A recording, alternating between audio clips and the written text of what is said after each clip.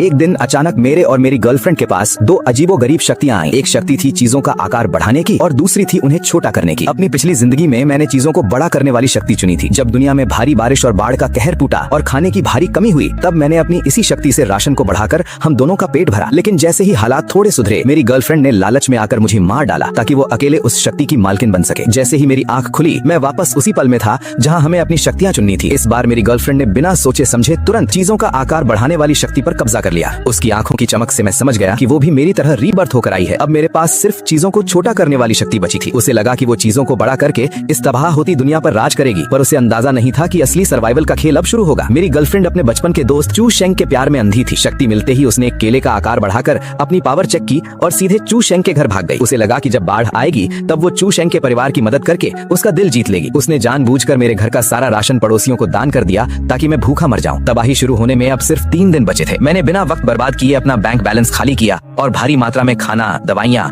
और wind power के उपकरण खरीदे। मैंने सारा सामान एक गुप्त जगह मंगवाया और अपनी शक्ति से हर एक चीज को इतना छोटा कर दिया कि सब कुछ एक मामूली बॉक्स में समा गया। यहाँ तक कि उपजाऊ मिट्टी, छोटे पौधे और मुर्गियों को भी सिकोड़ कर अपने पास रख लिया। मेरे बेडरूम के अंदर एक सीक्रेट चेंबर था जिसके बारे में मेरी गर्लफ्रेंड को कुछ पता नहीं था। मैंने वहाँ अपना हाई टेक बेस तैयार किया और एयर फिल्ट्रेशन सिस्टम फिट कर दिया। छोटा होने का सबसे बड़ा फायदा ये था कि अब एक मुट्ठी चावल भी मेरे लिए महीनों का राशन बन चुका था। बारिश शुरू होने में अब सिर्फ आधा घंटा बचा था। मेरी गर्लफ्रेंड अब भी चू शेंग के पास थी, जबकि उसकी माँ बाहर पड़ोसियों से उसकी बुराई कर रही थी कि कैसे एक बेरोजगार लड़की उनके बेटे के पीछे पड़ी है। मैंने अपने सीक्रेट रूम का दरवाजा लॉक किया और आखिरी बार उसे फोन मिला।